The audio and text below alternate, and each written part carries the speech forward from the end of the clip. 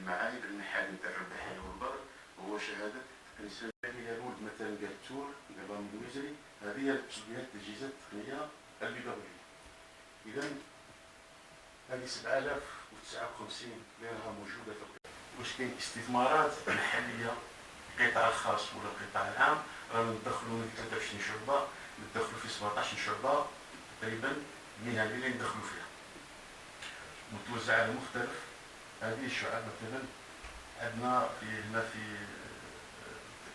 الداخلية الوحيدة التي تعمل هي الداخلية الموجودة على مستوى وجبات أو نصف داخلية، يعني الوجبات الساخنة 633 شهادة تكوين تعاقدي 114 شهادة تكوين في الوسط السجون 1640 هذه موجودة. شهادة الدولة 2188 يعني شهادة تأهيل مهني بما فيها كما يعلم الحضور الكرام أن قطاع التكوين المهني مفتوح على مختلف شرائح المجتمع.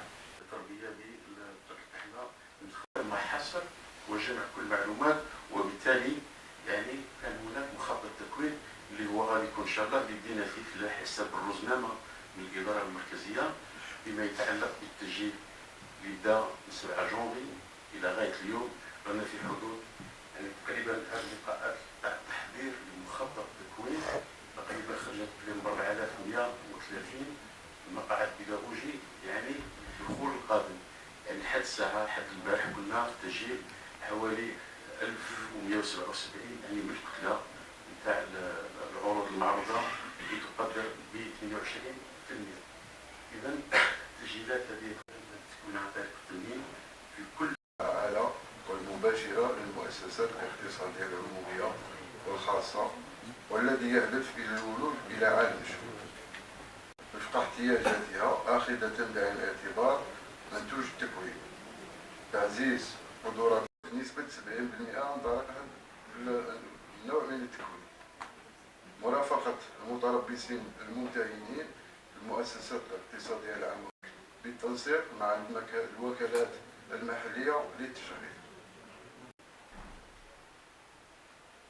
عدد خريجي التكوين المهني المنشئين للمؤسسات المصغره مختلف الصناديق التي ذكرتها آنفا. يتوجه للعمال الذين يرغبون في تحسين معارفهم ورفع مستوى التأهيل لديهم.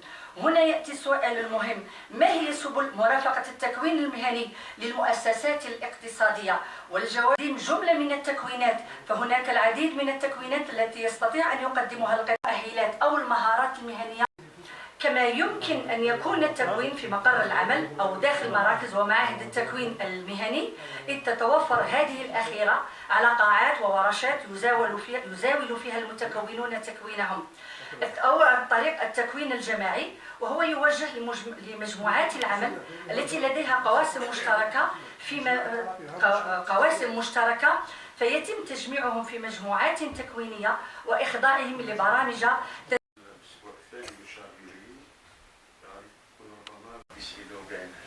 إلى مختلف الشركاء الاقتصاديين والفاعلين في المجال تاعنا. كانت لنا معهم يعني اتفاقيات في مختلف التخصصات. متخرج في مختلف الشعب. هذه نموذج كذلك المتخرجين كشعبة الفلاحة نظرا لخصوصية يعني المنطقة تاعنا وخصوص الولاية تاعنا. متخرجين في سنة 2023 شحال من تخصص أكثر من 12 تخصص موجود في شعبة البناء والأشغال العمومية، في شعبة الكهرباء.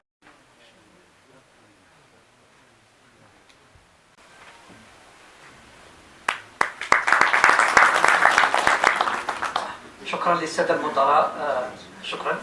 ثم يليه عمال هذه المؤسسة وتنصيب للمتمهنين. كما يعني نشيد شكرا للسادة المهن بالبقية يحتوي أو يتضمن يعني مستوى. بسم الله الرحمن الرحيم.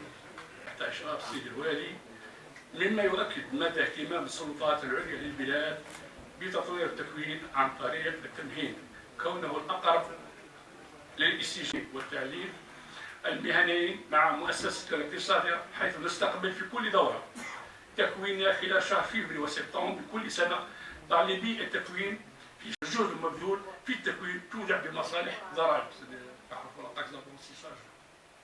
بالإضافة للمشاركة في الحملات التحسيسية والأبواب المفتوحة والمعارض التي ينظمها قطاع التكوين والتعليم المهني في إطار الشراكة والاتفاقيات المنضجة فيما بيننا.